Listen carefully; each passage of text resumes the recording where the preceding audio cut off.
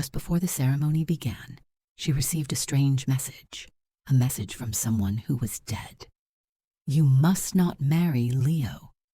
Her heart stopped. 3 years ago, Dorian had died in a terrible fire. With trembling hands, she touched the number and called.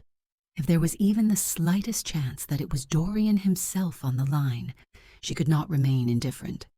A few stretched seconds passed, and then a familiar voice, a voice whose very existence felt like a miracle, impossible to believe.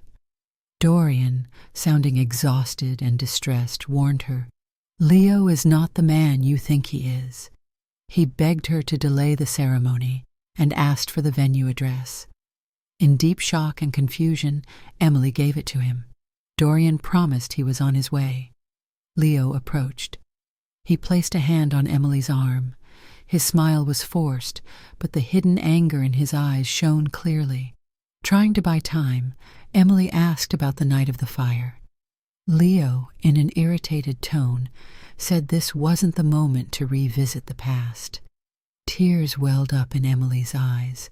Fear settled over her like a cold shadow. And at that moment, her mind slipped back in time. 3 years ago, Emily, Leo, and Dorian were university classmates. Leo and Dorian, close friends. And Dorian always had a special attention toward Emily. One day, he finally confessed his love, and Emily accepted her own feelings. Soon after, they got engaged. One night, Leo invited them to his family's villa. They talked until midnight, laughed, had drinks, and unknowingly fell asleep. Emily woke up dizzy. Her head felt heavy, maybe from the drinks, but she quickly sensed the smell of smoke and saw the orange glow of flames. Leo was beside her, face burned, eyes full of tears. "Emily, the villa is on fire." Panicked, Emily cried, "What about Dorian? Where is he?" With a trembling voice, Leo said, "I'm sorry. I couldn't save him. I got you out first. When I went back for Dorian, the way was blocked." Emily screamed and tried to run inside, but Leo held her back. Hours later, when the fire was extinguished, they found a burnt body identifiable only by Dorian's watch and phone. His death was officially recorded. Back to the present. The wedding day. Emily and Leo were talking when suddenly the hall doors swung open. Dorian, alive, entered with the police. An officer turned to Leo and said, "You are under arrest for kidnapping, staging a crime scene, and attempted murder." Leo, stunned and pale, was handcuffed and taken away. Emily stood frozen in shock. For several seconds she only stared, fear, disbelief, hope, and tears flickering across her face. She stepped back, then forward, and when she became certain he was real, her emotions broke.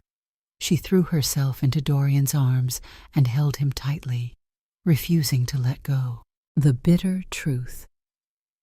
After being taken to the police station, the full truth emerged. Leo had been in love with Emily and had devised a horrific plan to have her. He had found an unidentified corpse. He had drugged both Emily and Dorian. He had locked Dorian in a hidden cellar room at the villa. He had placed Dorian's clothes, watch, and phone next to the corpse. He had carried unconscious Emily into the yard and singed some of her hair so she would believe she'd been in the fire. Then he set the villa ablaze. Dorian had been imprisoned in that hidden room for 3 full years. On the wedding day, Leo visited him one last time. He told Dorian he was marrying Emily and that Dorian would die there. But in his haste, Leo had left the keys behind. Dorian managed to escape, made it to the road, and borrowed a phone from a driver. The first number he called was Emily's. During interrogation, Leo confessed everything and was convicted. Emily and Dorian were emotionally devastated, but their love had survived, stronger than ever. In the final scene, they sit beside a quiet river. Emily rests her head on Dorian's shoulder and whispers, "I'm so happy I found you again.